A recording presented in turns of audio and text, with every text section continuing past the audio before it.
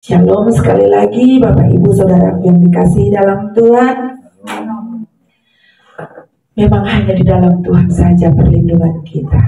Kita harus percaya kepada Bapa, Allah semesta alam, Elohim Yahweh, yang merupakan penguasa alam semesta ini. Kita harus percaya kepadanya.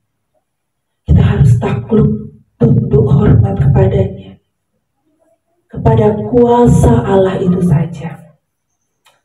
Haleluya. Mari kita buka firman Tuhan dari kitab Yesaya pasal yang ke-22.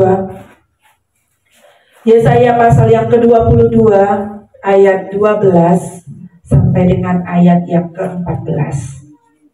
Yesaya 22 ayat 12 sampai dengan yang ke-14. Seperti biasa kita akan membaca secara bergantian. Saya akan baca ayat 12, Bapak Ibu 13 dan 14. Kita akan bersama-sama membaca firman Tuhan. Sudah dapat semua ya? Haleluya. Demikian firman Tuhan.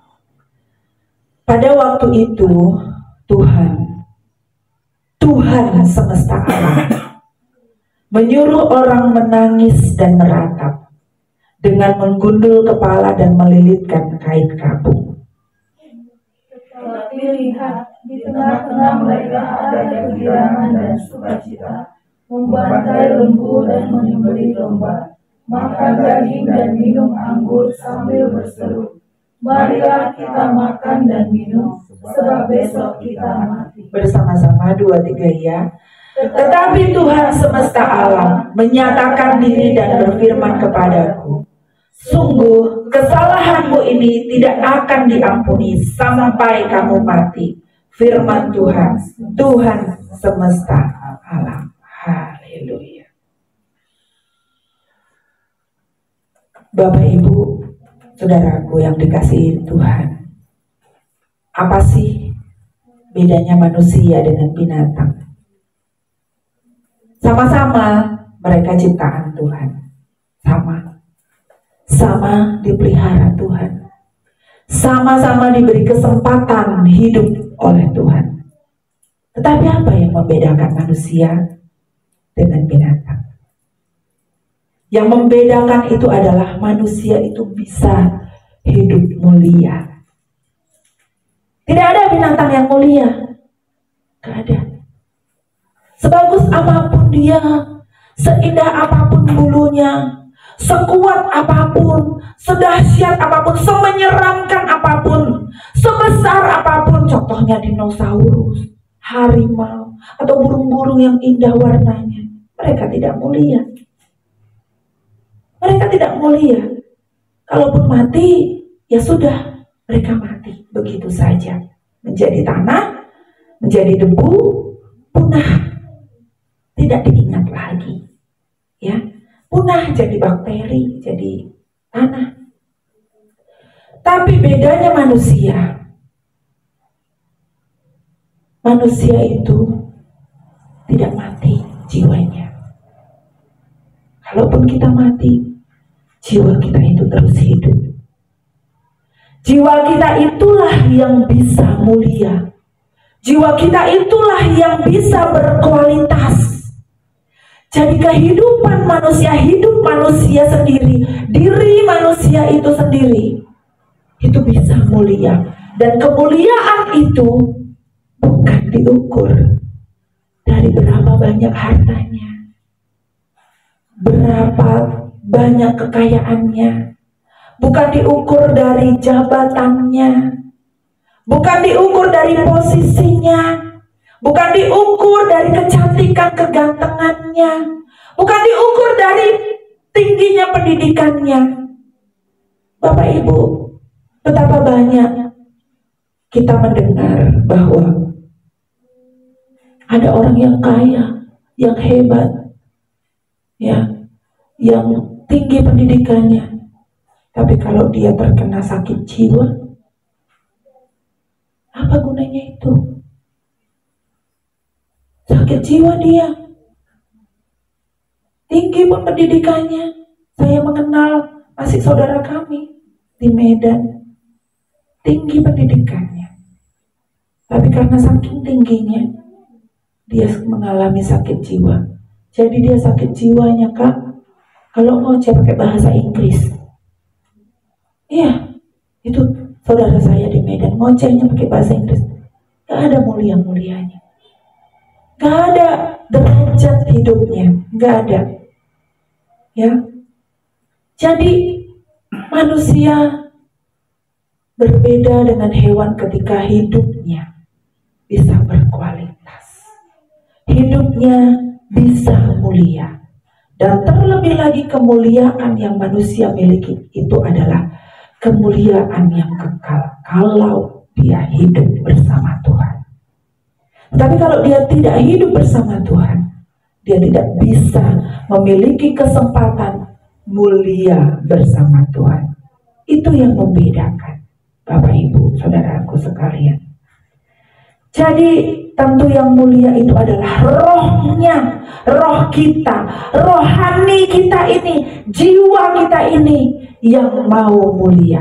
Percuma kalau kita cantik ganteng, percuma kita kumpulkan kekayaan begitu banyak, percuma kita mengejar karir setinggi-tingginya, walaupun memang kita harus hidup bertanggung jawab, kita maksimalkan potensi kita, tapi tujuan dari semua itu adalah untuk kita memuliakan Tuhan.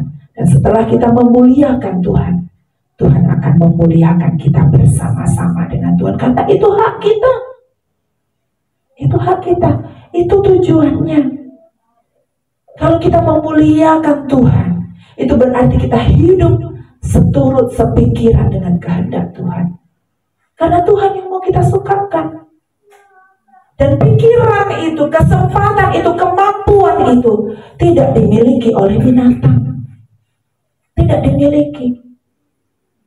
Yang memiliki kesempatan itu, kemampuan itu, kemauan itu untuk memuliakan diri kita bersama dengan Tuhan, itu adalah manusia itu sendiri.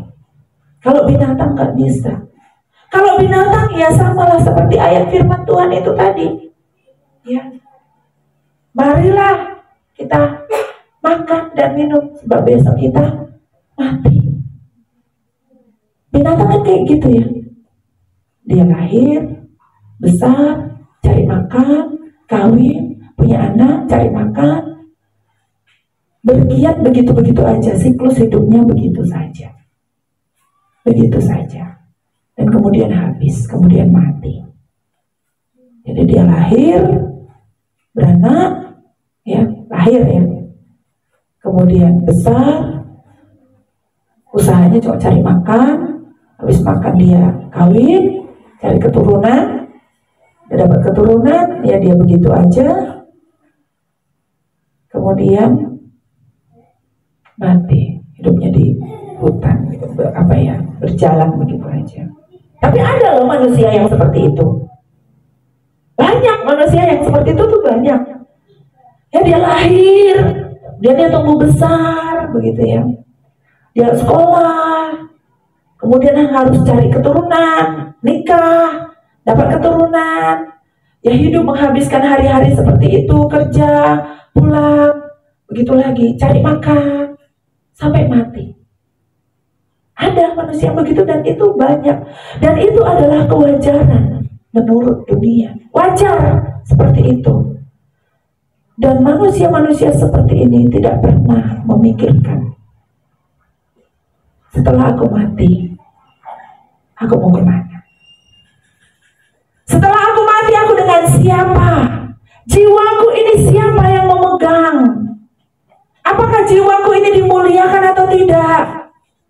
Gak peduli. Sama seperti bangsa Israel waktu itu. Ya, Nabi Yesaya sudah mengucapkan nubuatan, perkataan ilahi. Ya, kata-kata ilahi nubuatan. Kamu bertobat karena waktu itu raja demi raja yang memerintah Israel, hampir semua adalah raja yang melakukan kejahatan di mata Tuhan. Mereka membawa umat itu untuk tidak sungguh-sungguh kepada Tuhan.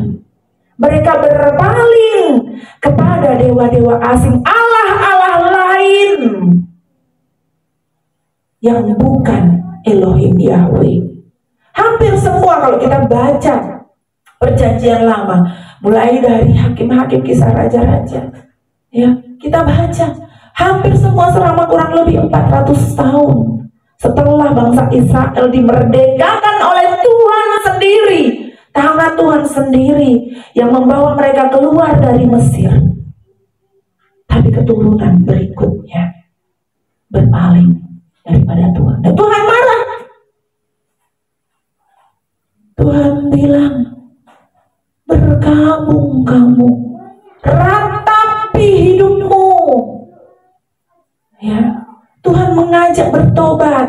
Ketika ayat 12 Tuhan berkata, Tuhan semesta alam loh, pemilik alam semesta ini, Tuhan langsung ngomong sama orang itu, ya, menangis dan meratap. Artinya apa? Susahlah kamu, pikirkanlah dirimu kalau kamu jauh daripada Tuhan. Tuhan sudah suruh itu, tetapi apa? Mereka seperti binatang ini tadi, ya, hidup.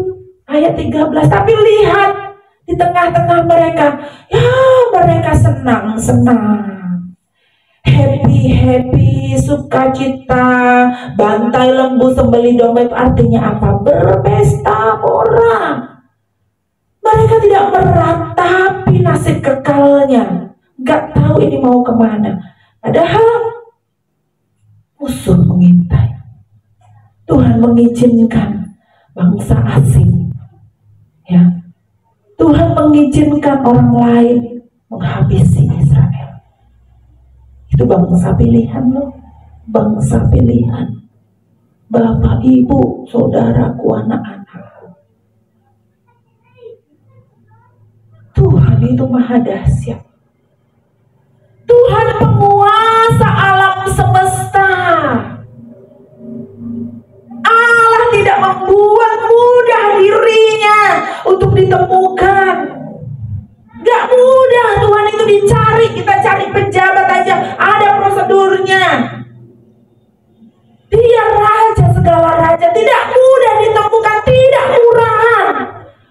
Lalu kenapa manusia menganggap dia murahan? Menggampangkan dia, sekedarnya mencari Tuhan. Bapak ibu, anak-anakku yang dikasihi Tuhan, betapa kita menemukan dalam hidup dunia ini, kalau untuk sekolah, untuk karir, untuk mengumpulkan emas, mengumpulkan harta benda, untuk mengumpulkan kekayaan usaha, betapa orang bergiat begitu rupa, bergiat begitu rupa. Kalau untuk sekolah gak ada uang, pinjam ke sana kemari orang tuanya, biasanya mau kuliah anaknya pinjam, ya kan? Untuk naik jabatan, ya ada beberapa saya sering mendengar naik jabatan harus kasih pimpinannya segini-segini, pinjam, diusahakan sedemikian rupa untuk dapat pekerjaan. Dia mau bangun pagi-pagi, hari ini tes interview bu, katanya bangun pagi jam 3 pagi untuk mau bersiap-siap, tempatnya jauh misalnya. Mereka bangun pagi-pagi. Tapi coba, apakah ada usaha yang sama? Apakah ada usaha yang setinggi-tingginya, semaksimalnya untuk mencari Tuhan? Rasanya enggak ya, jarang loh. Jarang ada orang yang menghabiskan begitu banyak uang untuk bertemu dengan Tuhan, mencari Tuhan. Jarang, enggak ada mungkin ya, kayak. Apakah ada orang yang Semaksimal mungkin bangun pagi, mau ke gereja siap-siap udah dari pagi dandan. Rasanya enggak, saya pun enggak kayak gitu. Padahal Tuhan ini Raja alam semesta, tidak ada lagi yang di atas Dia. Tapi mengapa kita menganggap Tuhan itu nomor 250?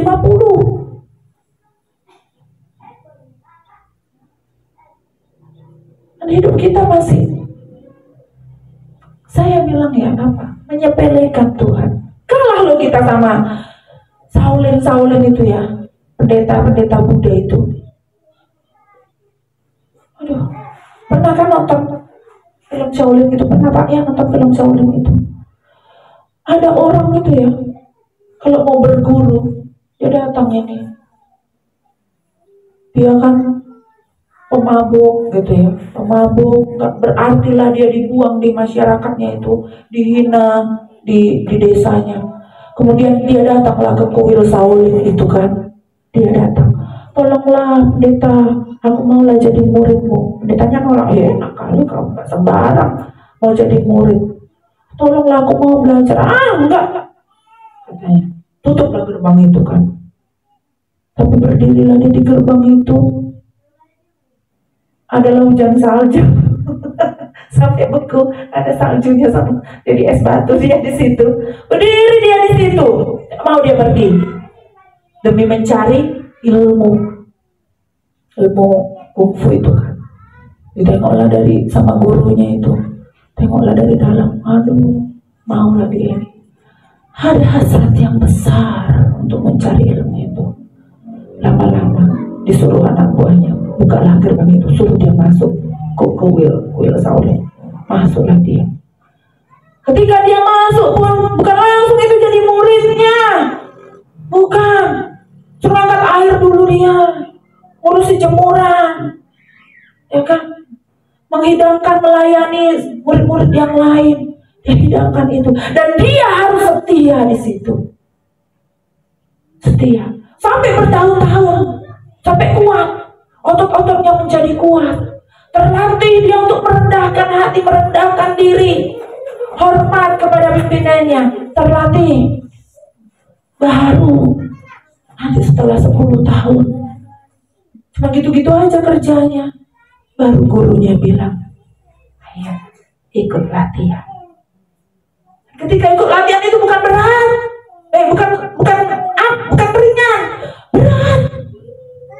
Harus berdirilah dia di atas kayu yang runcing itu, ilmu meringankan tubuh. Harus berdirilah dia di situ, keseimbangannya diatur. Tapi kalau dia nurut, dia ikuti hasratnya itu tadi yang dia ingat, yang dia berdiri di salju itu. Dia ingat betapa orang-orang sudah melecehkan dia, membuang dia di desanya. Dia tahan berdiri sampai dia menjadi hebat. Sampai dia menjadi hebat. Dan ketika dia menjadi paling hebat, gurunya mewariskan perguruan itu kepada dia. Ya kan? Nah, film-film kungfu itu rata-rata begitu. Hebat dia. Bapak Ibu, saudaraku, anak-anakku, Allah yang maha dahsyat itu, Allah yang maha semuanya itu, memberi kita kesempatan, membuka gerbangnya, mengizinkan kita masuk, menjadi muridnya. Bukan saja muridnya, menjadi anaknya. Lalu mengapa kita masih tidak serius? Kita asik dengan dunia ini, kita masih lebih mengutamakan yang lain. Padahal hanya di dalam Tuhan ini sajalah kita dimuliakan, kita aman.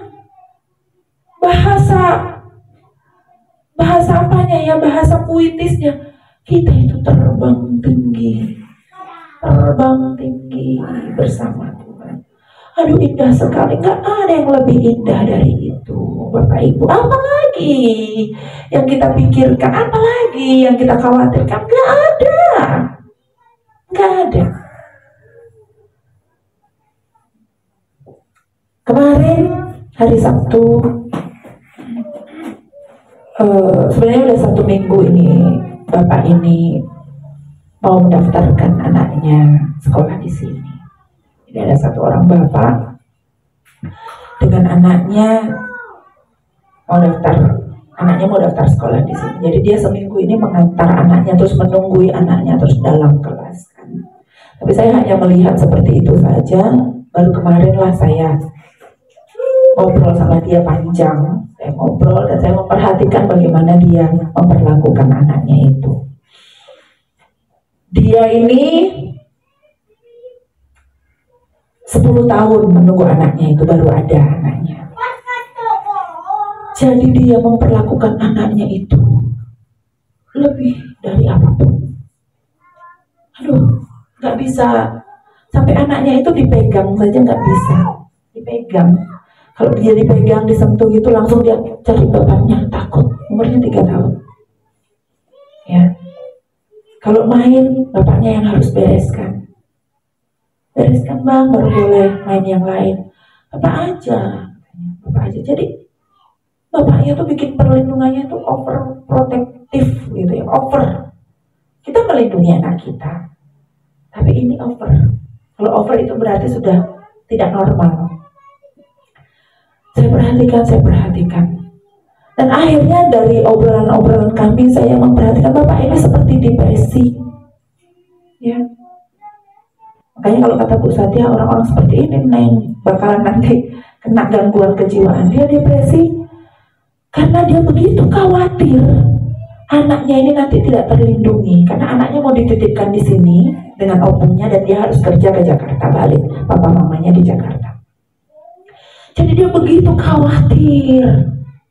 Sampai di formulir pendaftaran ditulis, kalau mau makan kacang harus izin dulu. Kenapa? Saya bilang, ya Bu, soalnya kacangnya nggak sembarangan, kacangnya harus kacang impor. Oh, khawatir. Betapa orang kalau tidak mengandalkan Tuhan, kalau tidak berserah kepada Tuhan, dia khawatir dengan perlindungan Tuhan. Kalau kita bersama Tuhan, berjalan bersama Tuhan, ini tadi lagu kita percaya kepada Bapa Elohim Yahweh Allah Israel yang dahsyat itu. Tak mungkin Tuhan akan melindungi kita, anak-anak kita, orang-orang yang kita sayangi, keluarga kita. Perlindungan itu ada di tangan Tuhan. Makanya kita harus berjaga-jaga. Kita yang berjaga-jaga. Jaga-jaganya kayak mana? Ya bersama Tuhan, bukan bersama yang lain. Kasihan saya nengok bapak itu kemarin. Ya ampun bapak ini. Kalau dia, itulah ya. Semua hal yang kita sukai, semua hal yang kita ikuti selain Tuhan, Tuhan gak suka. Itu Allah lain. Itu Allah lain. Entah itu anak, entah itu kekasih, entah itu keluarga, entah itu pekerjaan, entah itu hobi. Itu Allah lain. Allah cemburu. Karena yang Tuhan mau itu seluruh. Kita melindungi anak kita, tapi kita percaya kepada perlindungan tangan Tuhan yang lebih kuat untuk melindungi anak kita. Ya, untuk melindungi keluarga kita. Kesian, dia nggak sejahtera. Kesian saya. Seandainya Bapak ini mengerti kebenaran, mengerti bahwa Tuhan itu juga melindungi keluarganya, pasti dia tidak akan seperti itu. Ya, kesian. Kesian saya. Seperti dia, seakan-akan dia nggak bisa bergerak kemana-mana gara-gara anaknya ini. Nggak bisa. Bayangkan anaknya dipegang aja nggak bisa. disentuh, anak-anak lain kan disentuh happy ya. Anaknya sampai takut gitu karena dia salah melindungi anaknya. Serahkan semua kepada Tuhan. Haleluya. Haleluya. Jadi kita mau mencari Tuhan. Ya. Kalau kita hidup seperti bangsa Israel waktu itu, waktu zaman Yesaya, kita makan minum, bukan nggak boleh makan minum ya, makan. Kita makan dan minum seperti firman Tuhan berkatakan, kalau kamu makan, kalau kamu minum, melakukan segala sesuatu, lakukanlah untuk Tuhan, untuk kemuliaan Tuhan. Tapi kalau dengan berpesta pora ya seperti bangsa Israel itu, sampai mereka lupa bahwa mereka harus mencari Tuhan, berjalan bersama Tuhan, ikut Tuhan. Mereka lupa. Maka sampai di satu titik, seperti yang saya sering sampaikan, sampai di satu titik mereka tidak bisa balik lagi. Tidak bisa. Ayat 14 berkata, tetapi Tuhan semesta alam kemudian menyatakan diri. Ingat, dalam kehidupan arus dunia ini, ketika kita ikut dengan kehebohan dunia ini, suatu hari Tuhan akan menyatakan diri dan berfirman, sungguh kesalahanmu ini tidak akan diampuni sampai kamu mati.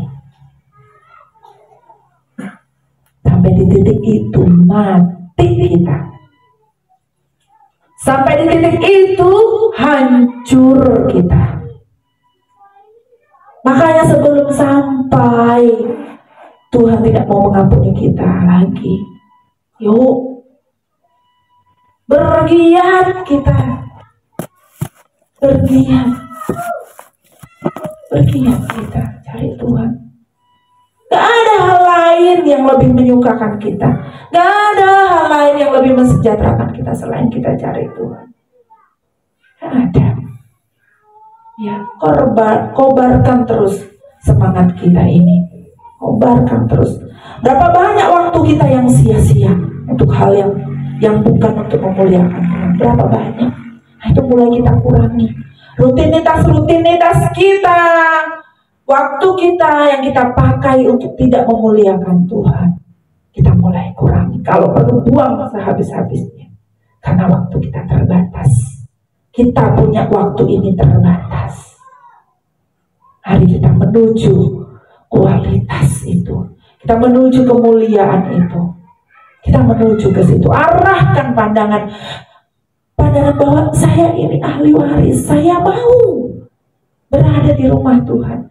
Saya mau seperti si kungfu master tadi, berdiri di gerbang Tuhan sampai Tuhan membukakan. Dan ini Tuhan sudah membukakan.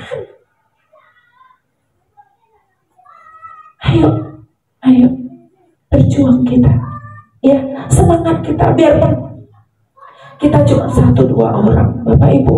Tadi ketika menyanyikan lagu yang kedua tadi, saya menutup mata karena saya rasanya kok cuma saya yang nyanyi. Tapi ketika saya menutup mata, saya membayangkan melihat ribuan malaikat bernyanyi bersama saya. Kata-katanya para malaikat pun memuji namamu. Dan itu kemuliaan Tuhan saya rasakan bersatu dengan kami anak-anakmu. Ya, suasana surga itu sama kita. Sama kita.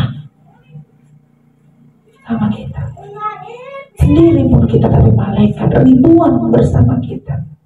Ingat, selalu ingat, Tuhan datang ke tempat-tempat yang bukan di kemegahan, bukan di istana, bukan di kemewahan. Ingat Kanda, ingat Maria, ingat gembala-gembala. Tuhan selalu datang di tempat-tempat yang sepi, ya kan?